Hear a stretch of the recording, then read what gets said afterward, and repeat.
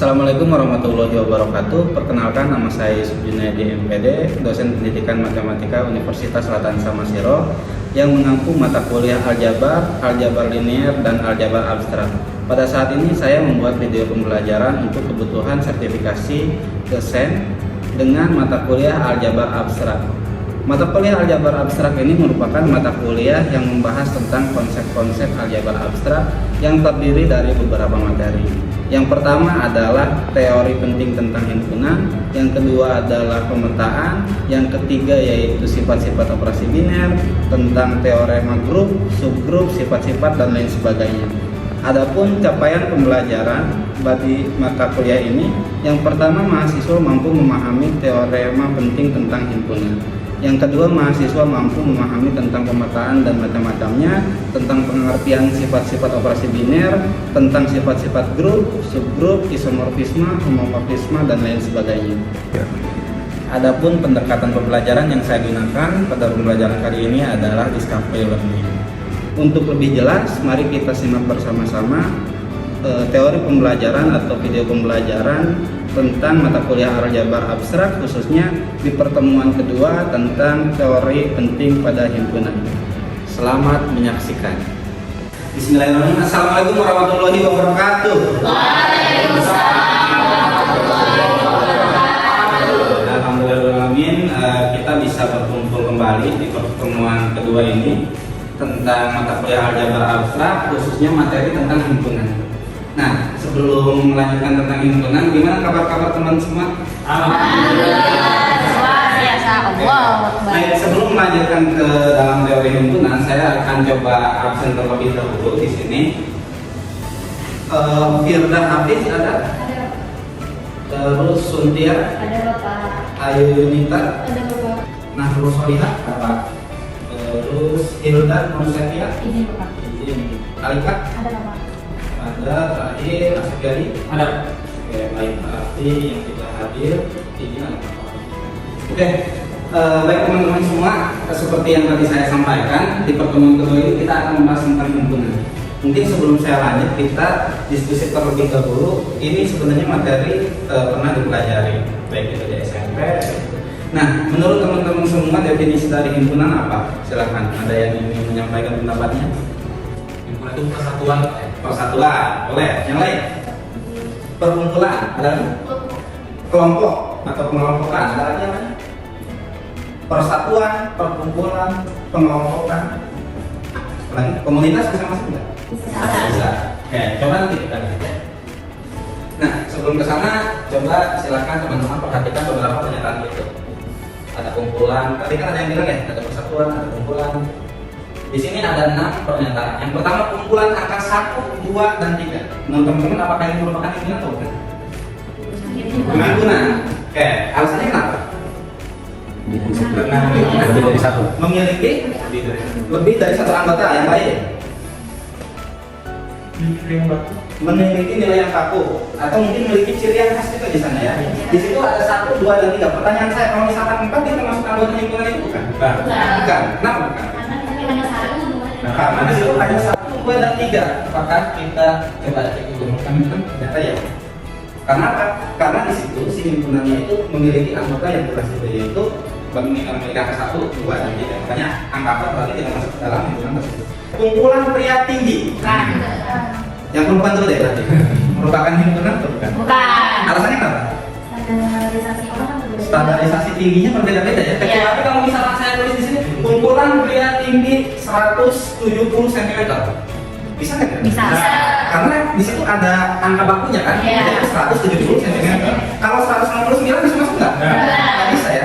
Berarti kalau misalkan kumpulan pria tinggi antara 165 sampai 170 baru bisa masuk kan? Iya. Oke, berarti pernyataan yang ke-6 juga ini bukan merupakan himpunan. Oke, dari beberapa kasus tadi saya sempat review juga kepada teman-teman. Tadi ada yang bilang perkumpulan, ada yang bilang persatuan, ada yang bilang pengelompokan. Kira-kira dengan adanya beberapa pernyataan di sini, ada nggak yang ingin ditambahkan atau dilengkapi dari definisi himpunan menurut teman-teman semua? Apakah hanya sekedar kelompok saja?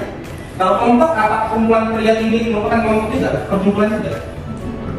Tapi dia tidak merupakan contoh dari himpunan. Berarti menurut teman-teman apa makna atau definisi dari himpunan tersebut? Silakan. Mungkin kalau himpunan itu mendapatkan dari definisi yang ini Pak ya? Ya. Kalau menurut saya itu memiliki anggota dengan standarisasi yang jelas. Memiliki suatu kumpulan Kumpulan memiliki anggota dengan standarisasi yang jelas. Oke, semakin dikuatkan ya. Ada lagi teman-teman yang lain? Memiliki standarisasi yang jelas bunyinya di sana ya. Oke, baik. Sekarang coba kita masuk ke slide berikutnya. Yang pertama ini adalah himpunan atau dalam bahasa Indonesia merupakan set, yaitu kumpulan objek-objek yang memiliki syarat tertentu dan jelas. Nah, tadi yang dikatakan oleh Pak Septiadi bahwa suatu perkumpulan yang memiliki standarisasi yang jelas. Standarisasi yang di sini juga yang dimaksud mungkin syarat tertentunya itu. Contoh, teman-teman semua di sini kan merupakan mahasiswa pendidikan matematika. Kalau misalkan kita membuat suatu himpunan namanya himpunan mahasiswa matematika, itu merupakan bagian dari himpunan atau bukan? Contoh dari himpunan atau bukan? Himpunan mahasiswa matematika. Kira-kira kenapa bisa dikatakan himpunan? Karena ada syarat tertentunya, yaitu mahasiswa pendidikan matematika. Kalau mahasiswa pendidikan bahasa Inggris boleh nggak? Tidak bisa dikatakan sebagai anggota himpunan mahasiswa matematika. Jelas ya seperti ya? Ya, selanjutnya di sini objeknya itu bisa berupa manusia, hewan. Kalau tadi kan ada negara juga, terus dan sebagainya. Nah, ini tuh dikatakan sebagai anggota objeknya atau elemen di dalam himpunan. Selanjutnya syarat tertentu dan jelas. Jadi tadi kalau misalkan kumpulan negara di ASEAN, berarti anggotanya itu jadi negara-negara yang terdaftar ke dalam ASEAN. Nah, ini adalah beberapa materi yang akan kita gunakan dalam himpunan. Yang pertama ada simbol-simbol baku, yaitu himpunan bilangan bulat. Di sini notasinya yaitu P. Contohnya 1, 2, 3. Himpunan bilangan positif. Selanjutnya yang kedua, himpunan bilangan natural. Dimulainya itu dari 1, 2, 3. Terus himpunan bilangan bulat, yaitu dimulainya dari 1, 0, 1, 2, 3 dan seterusnya. Terus himpunan bilangan rasional, himpunan bilangan real, dan himpunan bilangan kompleks.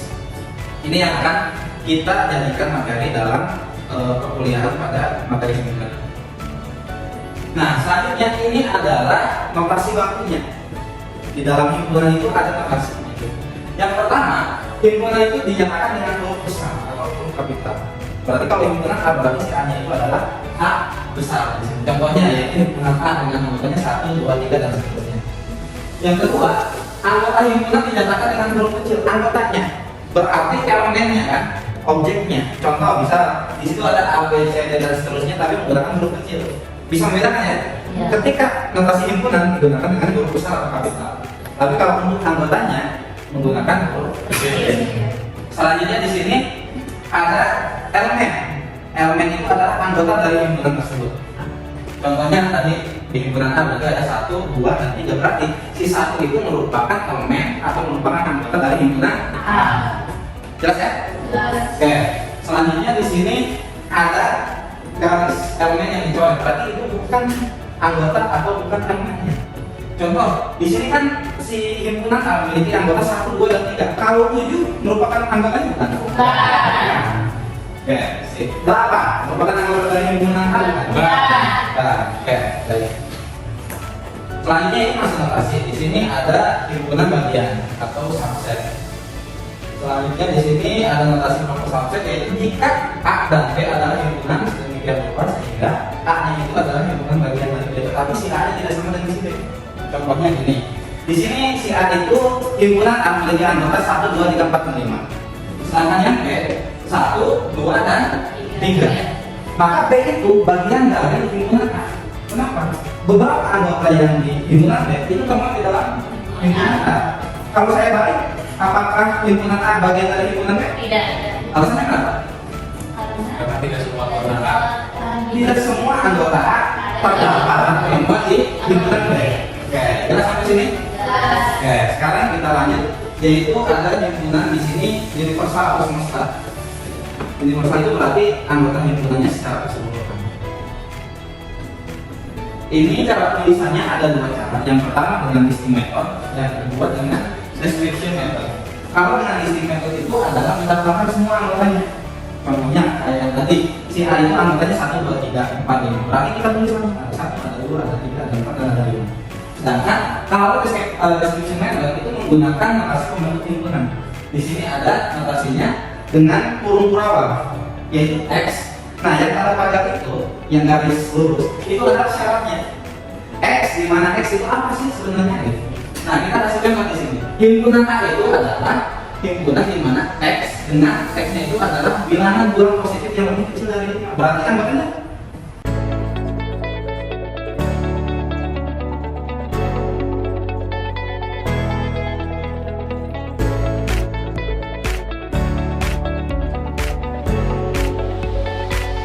Jadi kita akan melakukan metode pembelajaran discovery learning dengan metode diskusi.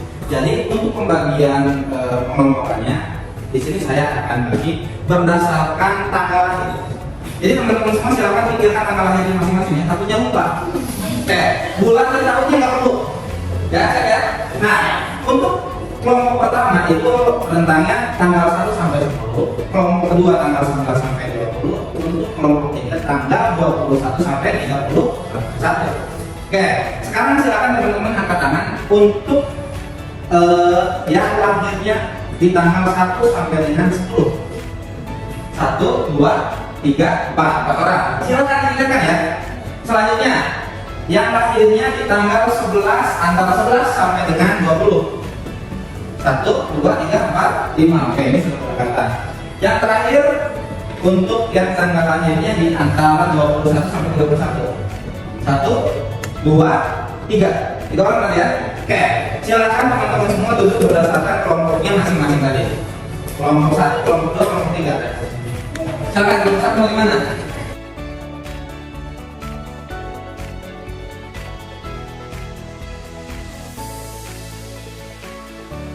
Sekarang sebelum masuk ke instruksi berikutnya, teman-teman silakan perhatikan dulu ke depan. Di sini sifat-sifat aljabar himpunan yang akan kita bahas terdapat beberapa. Yang pertama, ada hukum idempoten. Yang kedua, hukum asosiatif. Yang ketiga, hukum komutatif. Dan yang keempat adalah hukum distributif.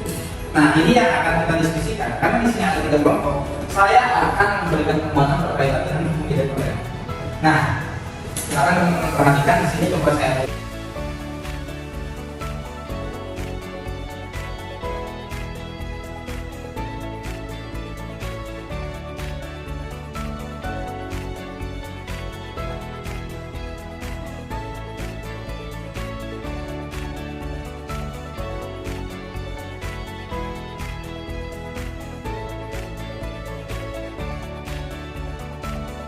Sekarang teman-teman sudah duduk berkelompok kan?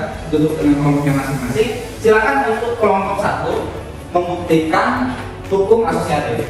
Kelompok 1 yang mana? Kelompok 1 ini. Kelompok 2 membuktikan hukum komutatif. Dan kelompok 3 membuktikan hukum distributif. Oke, sebelum mengajarkan ada yang kita dengar terlebih dahulu untuk instruksinya. Sudah cukup? Ada? Angkanya kalau misalkan ingin memberikan contoh pembuktian bebas silakan. Ya. Jelas? Oke, silakan teman-teman mengerjakan masing-masing penugasannya.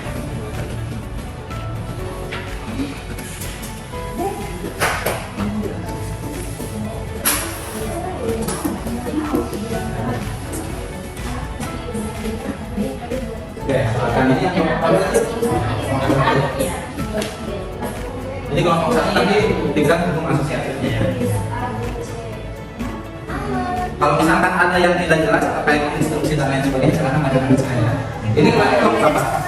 Kelompok 2 tadi membuktikan tentang komutatif. Oke, silahkan dikerjakan. Dan yang ketiga tentang hukum distributif ya. Oke. 1, 2, 3.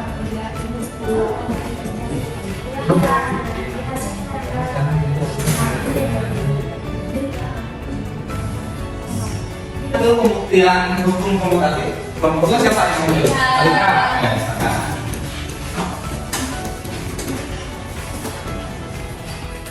Di sampingnya di sini.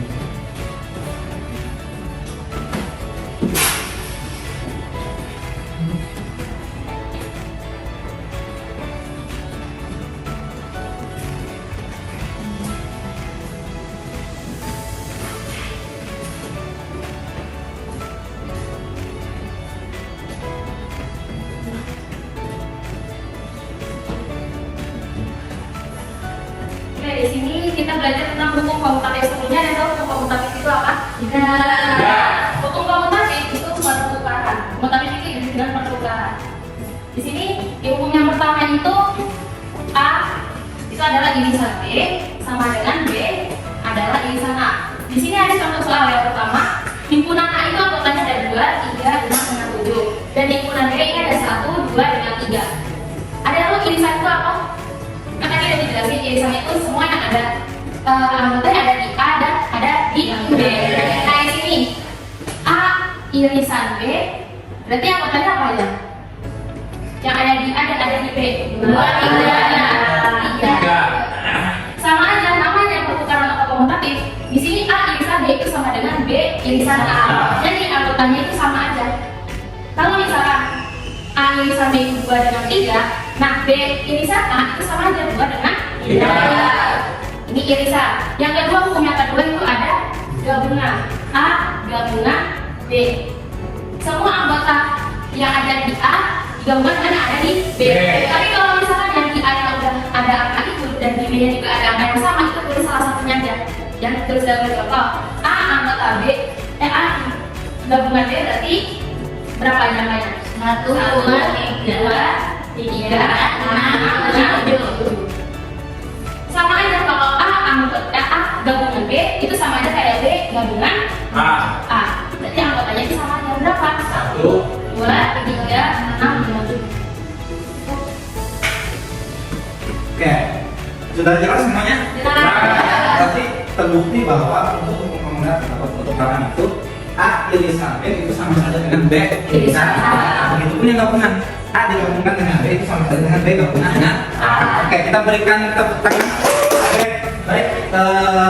Ini adalah beberapa pembuktian mulai dari hukum asosiatif, hukum komutatif, dan hukum distributif. Nanti silakan teman-teman berkaitan dengan ini nanti dicatat di sesi aja ya.